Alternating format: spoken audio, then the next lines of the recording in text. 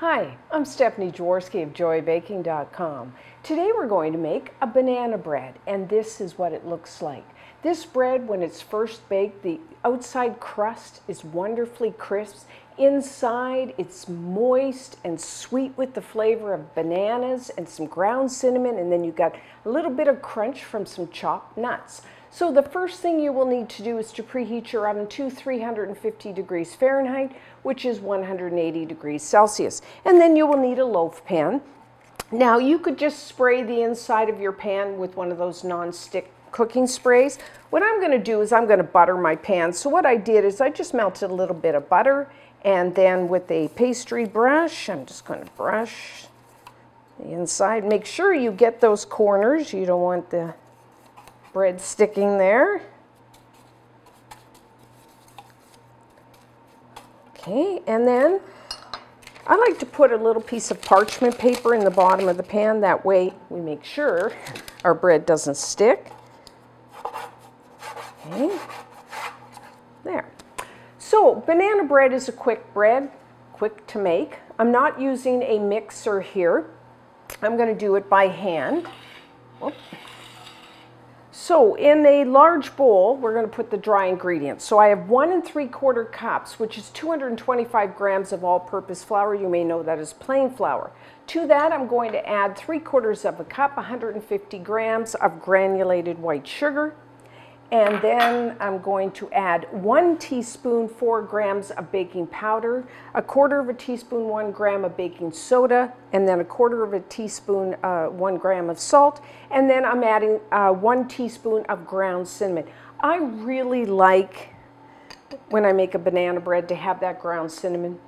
One, it adds a nice warm flavor, and it's what gives our banana bread that nice kind of golden brown color.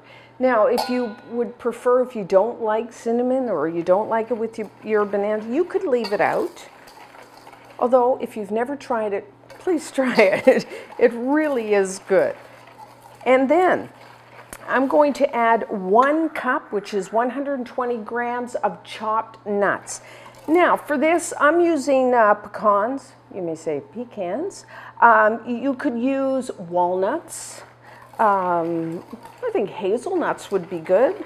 I've tried that. Now, I've never tried almonds, but I think you could use that as well. And just a little side note, if you kind of wanted chocolate chips in your banana bread, what you could do is replace some or all of your chopped nuts with chocolate chips. White chocolate chips is good, or dark, or butterscotch, whatever you like. So I'm just going to mix that in like so, and that's our dry ingredients. I'm just going to make a little well in the center, and that's where I'm going to put the wet ingredients once I mix those. So for our wet, I have a large bowl.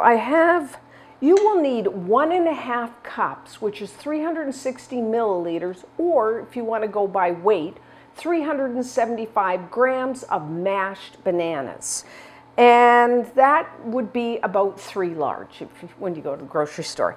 And now when you go to the grocery store to buy your bananas, typically they're bright yellow and they're quite firm, which is fine if you just want to eat it. For baking, we want to let them sit on the counter a few days until, if you see these, they get, like if you feel it, it's soft and it's got all these brown spots, which is what you want. And then it's kind of, and then if you peel, you will even notice brown spots on the banana, and they're nice and soft. So that's what you want. Now, when I went, of course, I have an extra one. Don't throw this away. What you can do is, if you say don't eat your bananas and you have some but not enough to make a banana bread, just peel it, put it in a freezer bag, and throw it into your freezer. And then when you have 3 bananas, then you can make another banana bread. So don't waste. And then what I like to do is just take a fork and just, because they're soft, you can easily mash them. I know some people say, oh, I want to do this step in a blender or a food processor. I don't want to stand here mashing. You could do that, but be very careful because you can process those bananas so quickly and then they become like water, which is not what we want. We want it kind of thick like this. And a few chunks in there is absolutely fine.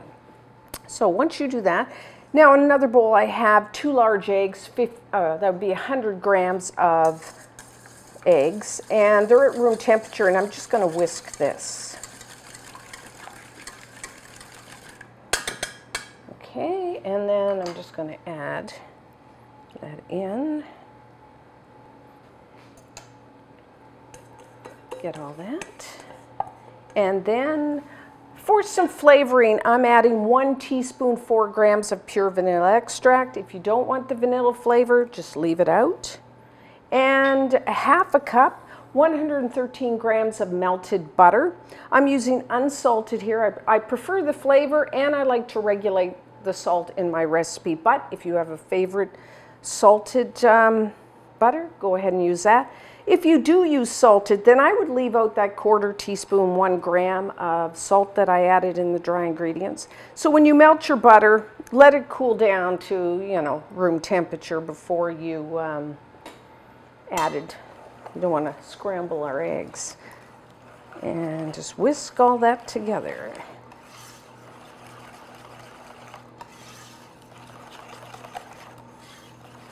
Okay. Simple enough. And then just going to pour that into the center.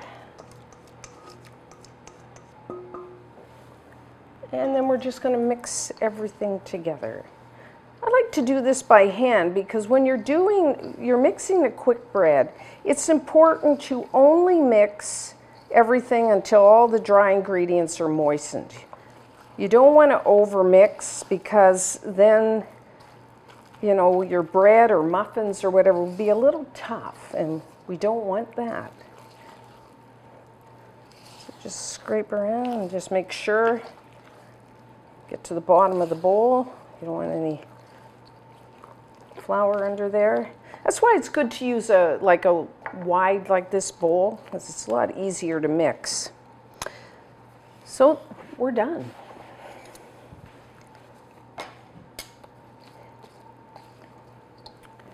And just pour it in there.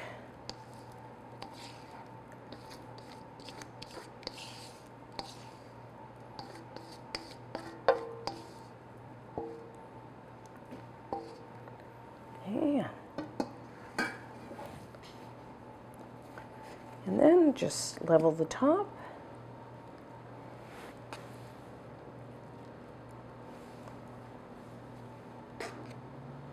So now for baking. Everyone's oven is a little different, and your pan may be a little different than mine. So I'm going to say 60 to could be as much as 70 minutes. So what's going to happen is it's going to rise, it's going to turn a beautiful golden brown. You will get a split down your bread, so don't panic if it, you know, separates. That's perfectly normal.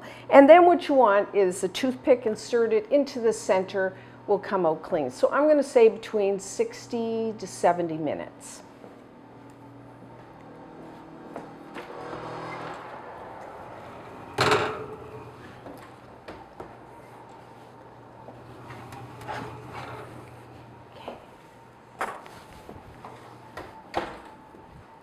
So our banana bread is done. So put your pan on a wire rack. Doesn't that look gorgeous? Beautiful golden brown. Now, if in your oven, if you found that the top of your bread was over browning and yet it wasn't, when you put the toothpick in, it was still a little moist, then you could cover it with a little bit of foil, the top, so that it doesn't brown anymore. So what you want to do, see, it rises, a toothpick inserted into the center, came out clean. So what I'm going to do is just let it cool in the pan for about 10 minutes, and when we come back, we will take it out of the pan. So to take our banana bread out of the pan, first what I like to do is just take a knife, or I've got an offset spatula, just run it along, make sure it's not sticking. Okay. Then It's still hot, so there we go. Then just peel that parchment off and then put it right side up. So now I'm just going to let this cool down to room temperature, and then when we come back we will cut a slice. So now we're ready to cut our bread. So put on a cutting board, and oh, so there we have it. As you can see the flecks of the chopped pecans there and little pieces of banana. So I'm going to cut. Oh, it looks, smell that banana. It's very good spread with some butter, but I won't do that for today.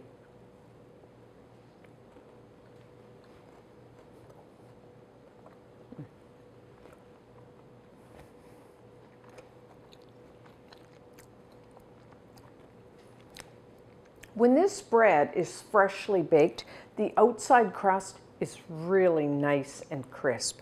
Now that once you cover and store it like overnight, you will find that that crust softens, but first day, nice and crisp. And you know, you can really taste that sweet flavor of the banana. It really comes through. And I like the crunch of the pecans. That kind of adds nice texture. It's a very moist bread. It really is good. A great way to use up ripe bananas, or I always just go and buy them just to make the banana bread. So try this one. And until next time, I'm Stephanie Jaworski of JoyBaking.com.